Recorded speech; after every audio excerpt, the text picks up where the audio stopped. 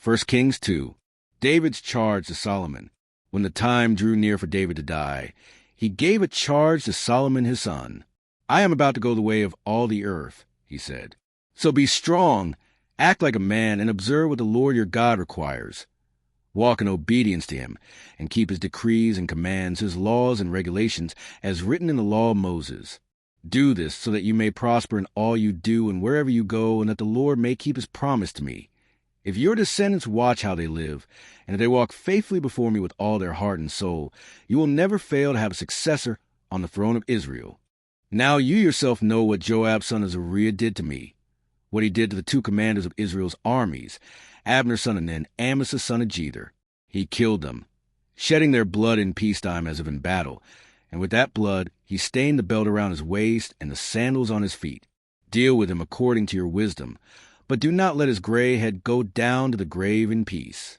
But show kindness to the sons of Barzillai of Gilead, and let them be among those who eat at your table. They stood by me when I fled from your brother Absalom. And remember, you have with you Shimei son of Gera, the Benjamite from Bahurim, who called down bitter curses on me the day I went to Manum. When he came down to meet me at the Jordan, I swore to him by the Lord, I will not put you to death by the sword. But now, do not consider him innocent. You are a man of wisdom. You will know what to do to him. Bring his gray head down to the grave in blood. Then David rested with his ancestors and was buried in the city of David. He had reigned 40 years over Israel, 7 years in Hebron, and 33 in Jerusalem. So Solomon sat on the throne of his father David, and his rule was firmly established. Solomon's throne established.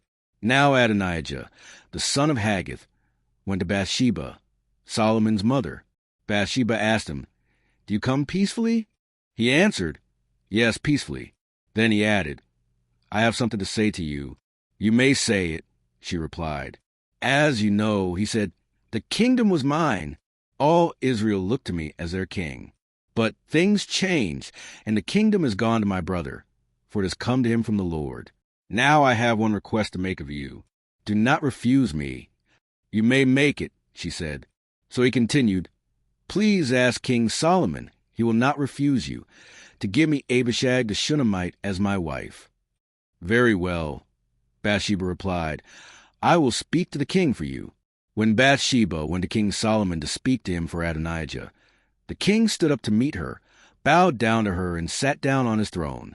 He had a throne brought for the king's mother, and she sat down at his right hand. "I have one small request to make of you," she said. "Do not refuse me." The king replied, "Make it my mother. I will not refuse you." So she said, "Let Abishag the Shunammite be given in marriage to your brother Adonijah." King Solomon answered his mother, "Why do you request Abishag the Shunammite for Adonijah? You might as well request a kingdom for him. After all, he is my older brother. Yes, for him and for Abiathar the priest and Joab son of Zeruiah." Then King Solomon swore by the Lord, "May God deal with me, be it ever so severely, if Adonijah does not pay with his life for this request. And now, as surely as the Lord lives, he who has established me securely on the throne of my father David, and has founded a dynasty for me, as he promised, Adonijah shall be put to death today." So King Solomon gave orders to Benaiah son of Jehoiada, and he struck down Adonijah, and he died. To Abiathar the priest the king said, "Go back to your fields in Anathoth. You deserve to die, but I will not put you to death now, because you carried the ark of the sovereign Lord before my father David, and shared all my father's hardships." So Solomon removed Abiathar from the priest of the Lord, fulfilling the word the Lord had spoken at Shiloh about the house of Eli. When the news reached Joab, who had conspired with Adonijah, though not with Absalom, he fled to the tent of the Lord and took hold of the horns of the altar. King Solomon was told that Joab had fled to the tent of the Lord and was beside the altar. Then Solomon ordered Benaiah son of Jehoiada, "Go, strike him down." So Benaiah entered the tent of the Lord and said to Joab, "The king says, 'Come out.'" But he answered, "No, I will die here." Benaiah reported to the king, "This is how Joab answered me." Then the king commanded Benaiah, "Do as he says. Strike him down and bury him, and so clear me and my whole family of the guilt of the innocent blood that Joab shed." The Lord will repay him for the blood he shed, because without my father David knowing it, he attacked 2 men and killed them with a sword. Both of them, Abner son of Ner, commander of Israel's army, and Amasa son of Jether, commander of Judah's army, were better men and more upright than he. May the guilt of their blood rest on the head of Joab and his descendants forever, but on David and his descendants, his house and his throne. May there be the Lord's peace forever. So Benaiah son of Jehoiada went up and struck down Joab and killed him, and he was buried at his home out in the country. The king put Benaiah son of Jehoiada over the army in Joab's position, and replaced Abiathar with Zadok the priest. Then the king sent for Shimei and said to him, "Build yourself a house in Jerusalem and live there, but do not go anywhere else. The day you leave and cross the Kidron Valley, you can be sure you will die. Your blood will be on your own head." Shimei answered the king, "What you say is good. Your servant will do as my lord the king has said." And Shimei stayed in Jerusalem for a long time.